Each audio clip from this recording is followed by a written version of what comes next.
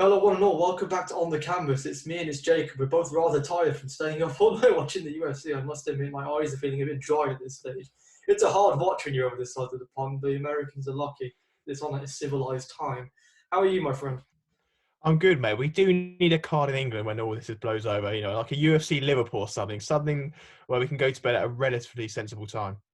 Yeah, fun fact, I was at UFC Liverpool and got told to slow down in my speaking ways by Dana White. I'm sure Chris will probably find that clip somewhere and play that just now. It Anyhow, is on YouTube. it is on YouTube. It's in many places on YouTube, in all the big outlets. MMA fighting, BT Sport, they've all got it. It's there. If you want to find it, it's there. Um, what a night of action it was, my man. What a night of action it was. What did you make of just sort of across boxing and obviously the UFC as well? What was your absolute highlight across the two? It was brilliant, wasn't it? From like 6 o'clock onwards, like for about 12 hours, it just fights, wasn't it? We can't forget the BT Sports as well that had a show on, and that produced two great knockouts and two upsets. No one expected that. So it was just a night where every fight, although just produced really. I know there was a few that were one-sided, but it was just everyone. My eyes were completely drawn to the screen. I wasn't checking my phone or anything. It was a really good night. It was 12 hours of punches and punches and punches. 12 hours of just violence. We loved it. We'll start with the boxing. We'll go with the sort of the bigger narratives of that. We'll start with of course, the big name that's being talked about, which is Hatton. That name is ringing around the boxing world again. What did you make of his performance? What did you think? Listen, he's the same age as me, so I'm not going to insult him or anything. But he's very raw, isn't he? And he has obviously had any amateur experience, so he's going to probably take 6-7 years to even fight in a competitive fight. He looks slow. Sometimes he looked good, like he had that old Ricky Hatton left hooks to the body. It's just, this guy who was fighting had 10 defeats in a row, hadn't won a single fight. So if you can match him like that for the next, 12 opponents, it'll be great. But the problem is, being on a show in Gibraltar on a pay-per-view card, his next fight's on May 1st on another pay-per-view card. He can't learn, away from the lights. Everything's going to be, subjects of ridicule on Twitter or, your Ricky Hatton's son all the time. He's going to have to do all this media. So he's going to have to learn on the job, really. But, he's eager. He looks keen to learn. He looks hard working. Good luck to him. Yeah, there were flashes and glimpses of, of that old Hatton style, as you said, those left hooks to the body. And some of those shots were pretty brutal, not going to lie. But, I do see what you're trying to say. He did look a bit slow. He did get clipped a few times as well, actually. I think against anyone else. His chin's up in the air. Yeah, he's literally like that. So he has that's a technique default where every time he goes for a hook himself, whether it's to the body or the head, his chin's up in the air, and obviously opponents would probably look at that straight away and think, right, I can nail him straight away. Yeah, and you mentioned the namesake thing, and that's dangerous for him in that sense because at the end of the day, people are going to be calling him out solely based on that and getting a scalp against a Hatton. You said there you want to see him, continue to develop against opponents who are, not particularly strong in that sense. But do you think it's going to go like that? Is the actual question, or do you think he's going to get thrown straight to the deep end? Well, Conor Benn's has been afforded a little bit more time than you would associate for a prospect. Like, he just coming into, I'm not sure it's like a 16-17 fight, and now he's starting to step up. I think Campbell Hatton's probably going to need more than that because Conor Benn was a little bit more experienced. He looks like Conor Benn's got a bit more athleticism than Campbell Hatton at the moment. So I think he will be afforded that time. But from Eddie Hearn anyway, but whether he gets afforded that time from fans is another matter. Yeah, definitely. It's going to be an interesting one. There's obviously the marketing aspect of it. And I'm sure Hearn's going to be trying to push him as far as he can. It's just a case of whether he picks it up. Another fight that I wanted to discuss was, Eric Molina versus Fabio Woodley. I actually really enjoyed this fight, by the way. I genuinely really enjoyed it. I was really impressed by Fabio Woodley as well. I could see him doing all right. I was quite impressed by him. I'm guessing you weren't. I've seen Woodley a few times against Woodley and I can't remember his last one, but he's looked good there. But I wasn't really impressed by Woodley. There's a lot of posturing. There was a lot of hands low, feinting. He wasn't really doing much. And I thought Molina won the first 2-3 rounds. And Molina, he's on his way out. He's been on his way out for years. And he's for me, I can't say anything because I'm never going to take a punch in my life, hopefully. He's got literally no courage at all in him. Seriously, that fight he could have won. He hurt Woodley. and you could just tell he was looking for a way out. He'd done that against Hrgovic in Saudi Arabia, complaining about the back of the head. I'm not sure even if Woodley landed. It looked a bit weird to me, the way he just sprawled on all fours. Molina's he used to be good, but now he's just got no courage, no heart. And Woodley, for me, there's a lot of style, but without any substance. That's just my opinion. But I think he is promising. Yeah, definitely. I mean, it looked like he was struggling to sort of figure out the puzzle of Eric Molina, which is a strange sentence to say right now. Very strange sentence. Not something I ever expected to say over the last couple of years. But he looked like he was struggling to kind of figure him out, which I found odd. I was expecting him to start to quite quickly and quite early, and he did to a degree. But it was strange. But what did you make of the ending sequence? Because I was confused, like supremely confused. What's going on? But there's signs of it in the third round where like Molina turned his back, and I don't think anyone really picked up on it at the time. None of the commentators did. Yeah, I found that Molina turned his back like he was ready just to get out anyway. But anyway, Molina hurt him, didn't he? Fourth round, Woodley retreated to the ropes and then just started throwing. And then all of a sudden, I just see Molina didn't really get caught by anything flash, down, and then he just closes his eyes and just like stretches out. Like, referee, just wave me off, please. Like, there's no intent. And then he did. What made me laugh was afterwards, like him and his trainer were going, "Oh, come on, hit back of the head." I was like, how could it be back of the head when he's literally in front of you? It was a strange sequence. But unless Woodley's got octopus arms, where he just comes all around the top. Just hooked around him like that. Yeah. I don't know. It was a very odd situation. Very odd situation. I do agree. Molina did look like he was trying to find any and every way out. Yeah. I mean, going forward for Woodley though, what do you think is best for him next? I mean, obviously, he's trying to step into that realm of the next up and coming heavyweights. Daniel Dubois is around. He's still out there. Obviously, took a loss in his last fight. I think that'd be a good dust up. I mean, Joe Joyce might be a bit of a reach at this stage, but. No, Woodley didn't have any amateur experience. He's basically had 11 fights now, so I think you've got to err on the side of caution with him. I'd like to see Nick Webb fight. Nick Webb got a great knockout, surprising knockout against Eric Pfeiffer. I want to see that one. I would say Alan Babbage, but them two are stable mates, so I'm not sure. Yeah. But for me, Nick Webb all day long. Yeah, it's interesting. Well, I would like to see him, get back in there and keep the activity up, because at the end of the day, especially at this point in his career, he needs it.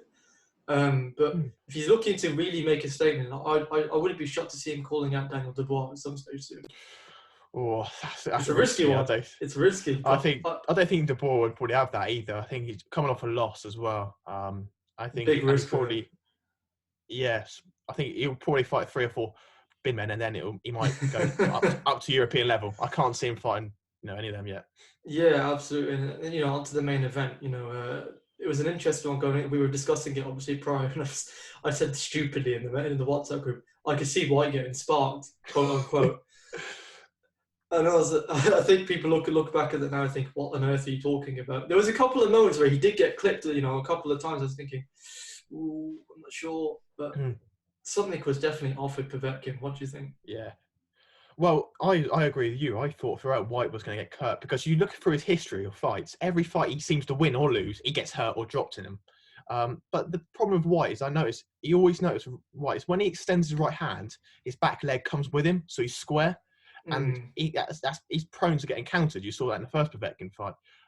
So there's always that, you always think, I'm not quite comfortable with Whyte at the moment. There's any moment he could get hurt. But Povetkin looked poor. Even in the weigh-in, he looked flabby. He looked 41 years old. Yeah, he did. And with COVID as well, when everything he's been taking a lot of beatings recently. Michael Hunter fight was tough. AJ fight was tough, wasn't it? Even the Huey Fury one had its moments. His balance, that first round, I don't think Whyte touched him, did he? And Povetkin was it was strange. I was watching, I was thinking, what was he hit by? What hit him? What was it? And he's just stumbling around like he, had a few before coming out. It was weird. Obviously the finish was clean. Like, it was such a clean finish. I mean, personally, I think he probably should have stopped him on the point where he dropped him on the ropes. I think the bits after that were quite unnecessary. Yeah, it should have been counted as knockdown, shouldn't it? Yeah, that definitely should be counted as a knockdown. It was tough. I mean, going forward, do you think there's anything left for Povetkin, or do you think that's it? I think his promoter Andrei Rubinski said he wanted his boxer to retire, so I think that would probably be it. He can try maybe bridge a weight, that WBC weight class that they've made up now for the smaller heavyweights. He might get a world title there, but I just think in terms of mixing it at that level, I think he's finished, and I think he's been on the decline for 3 or 4 years, to be honest with you, ever since VADA testing came in as well. Yeah, we'll delve too much into that as a can of worms, but yeah, I mean, what did you make of Whyte in this fight? Do you think he looked, significantly better than before, or do you think it was still kind of the same old? I think he looked really good. I think one of Whyte's best attributes is because he has such octopus arms. Is his jab? It's weird, isn't it? I thought I was the only person who noticed that, but his arms are like ridiculously long for a man of his size. They're so long. Like, he's just got a great jab. Like, he did it against Parker sometimes. Just keep popping that jab out, and I think he was so careful that he didn't stand too close with Povetkin. So just keeping that jab. But it's really good. He also went to the body in the first couple of rounds, just to slow Povetkin from coming in, just stabbing him all the time. And I thought tactically they got a spot on, and it wasn't too dissimilar to the first couple of rounds in the first fight. It's just Whyte stayed sharp, and when he did hurt Povetkin, he was determined on getting him out of it. Yeah, and it was, like I said, it was a very clean finish. I mean, we know he's now in that interim position. He's probably going to wait another, 1,000+ days for his title shot anyhow. But I mean, what do you call for him next? I mean, we saw they mentioned obviously Deontay Wilder in the post-fight interviews. That's the fight I'd like to see. But I mean, there's other options out there. You got Parker and Chisora scrapping it out next. Usyk's still waiting around, out there somewhere. Andy Ruiz is back against Chris Arreola. I'm not sure why that fight's occurring, but hey ho. But there's names out there, and they're all big banana skins. I mean, I don't see Del Boy coming through Parker personally, but if he pulls that one off, Chisora's still game, man. Yeah, I don't think there's not much fanfare for the trilogy of the Chisora fight, especially after the ending last time. But in terms of Deontay Wilder, I don't see that going more than 2 rounds. I see it going a similar way to the Dominic Brazil fight. I think just Whyte can back up Wilder, but I just think he's just too flat-footed to. I think Wilder will just find a target easy. He can just punch straight down the line, and I think he'll knock him out with one shot. Yeah, this is where we have differing views. On that. We were debating it. I can understand what you mean, but Tyson Fury, when he put pressure on him, he was in and out. And he's that's got the thing. height as well. That's the thing. And where Wilder will be punching downwards. So I think that's not a great fight. I wouldn't mind seeing him win a regular title against Trevor Bryan. I think he's got a regular title. Just any form of world title. Have that. Have relatively easy fight. And I'd like to see the Ruiz fight end of the year. I think both. I think him and Ruiz would be an absolute banger of a fight. Brilliant. I'd probably favour Ruiz in that fight, but I think Whyte's got he's a real live dog in it. Yeah, it's close. It's definitely not a whitewash for Ruiz. I'd definitely say it's a close fight. But I can see why you'd swing Ruiz. I'd probably swing Ruiz as well. Onto the big UFC it is then. What a card that was. It was a lot of referee controversy throughout this card. I saw a lot of it on Twitter. I mean, we'll start with Sean O'Malley, because we're both huge fans of Sean O'Malley against Almeida. What did you make of that fight? I mean, to be fair, he just put it on him and did the job, didn't he? Well, Sean O'Malley's still undefeated according to him, isn't he? So well done to him. I really like it. I know he's a bit of a it's not everyone's cup of tea, but I don't really get too offended by him. I always appreciate a mixed martial artist that's got fantastic striking skills, and for me, his distance, his controller range. I think he's really good. And he's got that power as well that he can land it and then walk off. Like, he's just so calm. I really enjoy. He tried twice in that fight to get a walk off KO, and it just didn't happen for him. I really like him as a fighter. As a person, he's a talented fighter. Absolutely, I'll give you that. But God, the gimmick is just. I don't know where to start. I mean, what do you see next for? Because obviously people are saying, rematch with Chito Vera. I don't know, man. I don't know. I want to see him fight some more ranked opponents, against some genuine folks in that division. I think the Chito Vera fight's always going to be there. I think he can take a few more fights and then go back to the Chito fight, but I just want to see him keep progressing up slowly, because there's always a temptation in the UFC, because O'Malley's becoming quite a star, to fast track him up to the top 5. I just want him to slowly keep creeping up, because I think he could really be a bona fide star in a couple of years' time. he's definitely got that, about him for sure. He's got that attitude, and he's got a fan base. He has got a fan base. Yeah. But it's just a case of, who he comes up against and how well-rounded he really is. Because I don't feel like we truly know just how good he is yet. Definitely.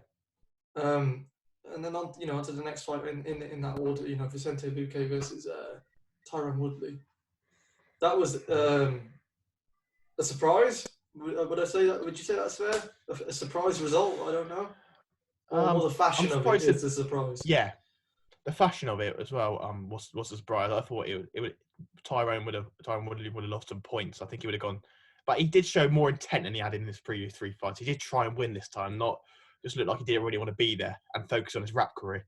Darren Till must be there thinking, no, I missed that opportunity. I really did. I know I'm at a weight division higher now, but Tyron Woodley was just on a slide then. I really could have done something and finally won a world title there. But I think that's it for T Wood. He's 39 now. He just looks that was the last fight on his contract. I think. Yeah, it was. And I think Dana White alluded to it afterwards in the press conference, saying that he needs to a serious conversation with himself. So I don't think that's going to be renewed by all accounts.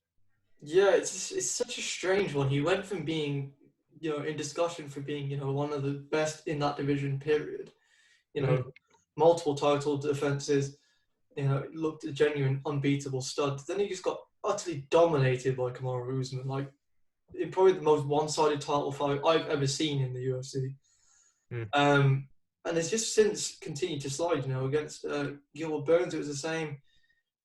It's just strange. And against Colby Covington as well. It's not like that fight was going in his favour up until he had that freak rib injury.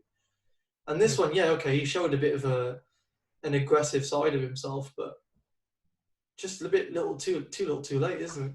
I just think that dog in him's just gone, hasn't it? And I think when you get to his age, when he's achieved everything, and he's not realistically going to get a world title shot again, is he? I just think he's just thinking just money now. And when the going does get tough in that ring, his opponents, they've got something to. They've still got that dog in them. They're still trying to get to where Woodley had been. Well, Woodley's done it now, and he's got to the age where he's on the slide. He probably knows that himself, and I just don't think he's just protecting his long-term health in a way. Yeah, I mean, you mentioned before we recorded, you're like he's probably on a one-track ticket to Bellator now. I mean, yeah, that makes sense. It does make sense, but it'd be an interesting because there's even killers in that division there. Yeah, there is. So, do you even fancy his chances against those top guys in that division in that company? It's an interesting one. Man. It really is. But yeah, I'm not sure. I'm just not sure what happened to T Wood. Really not sure. That's one of the sharpest declines I think I've ever seen.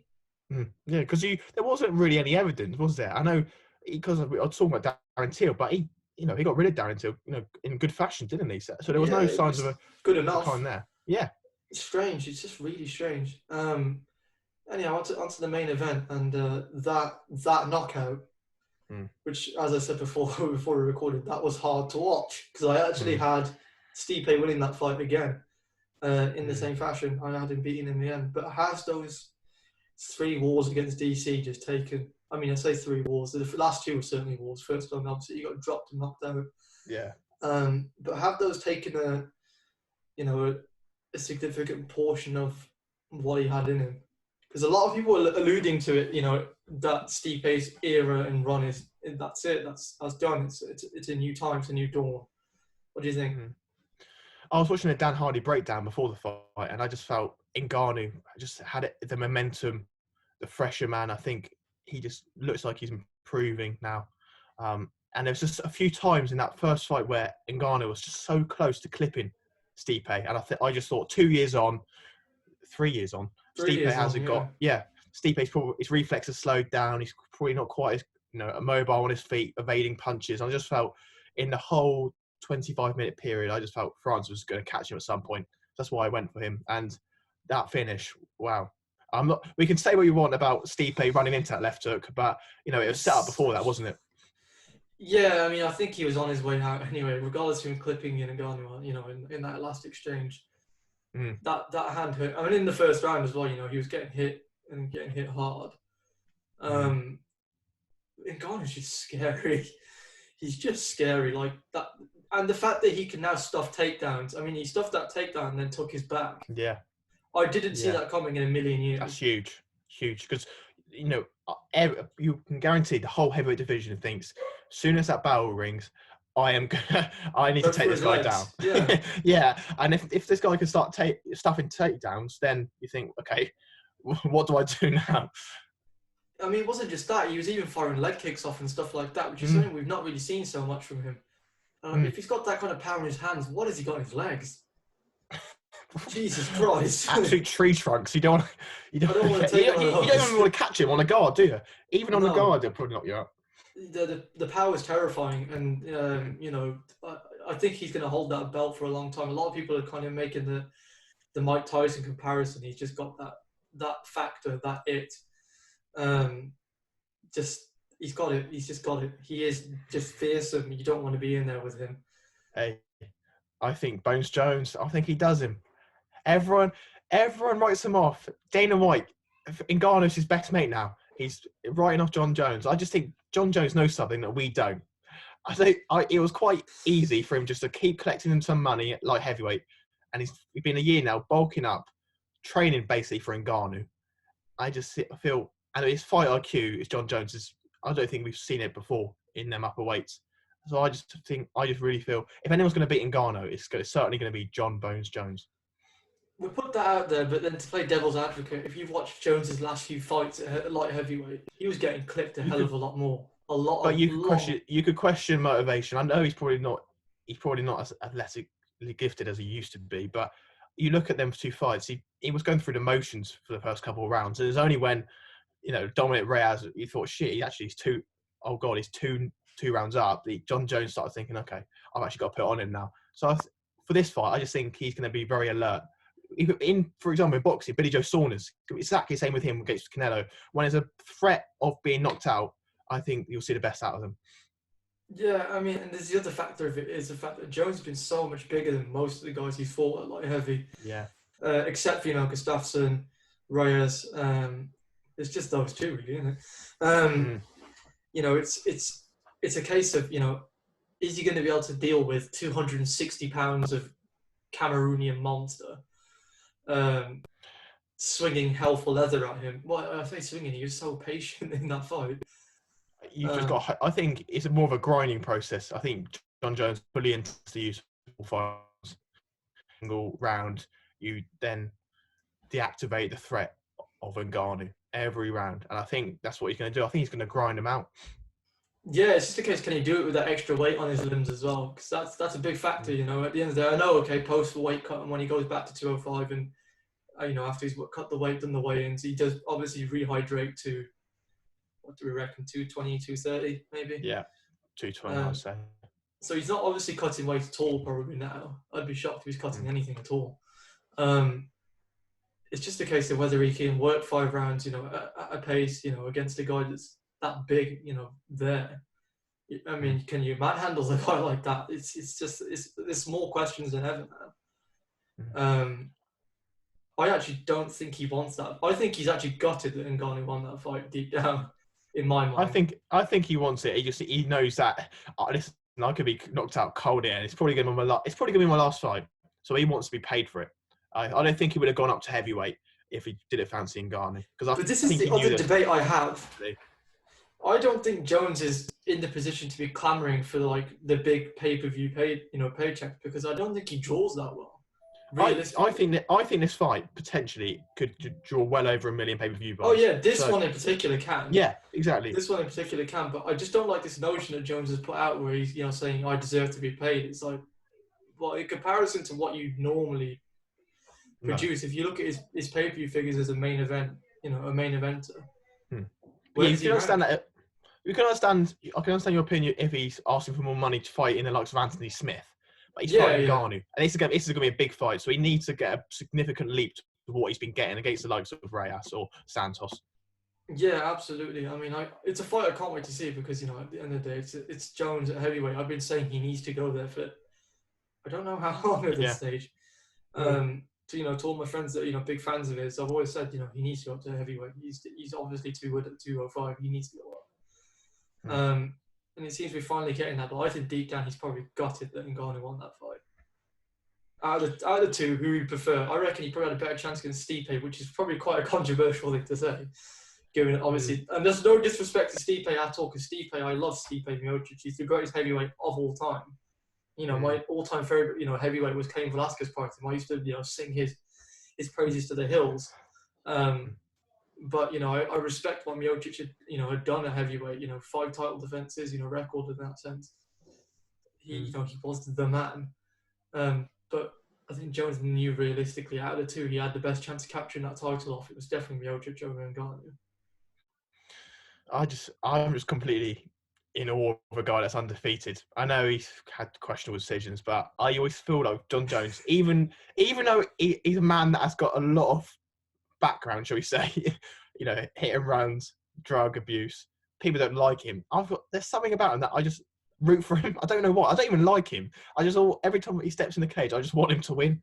It's because I just think he's undefeated. Well, I know he had that loss, but it doesn't really count. Doesn't count. I mean, me even not being a fan, I'll say that doesn't count.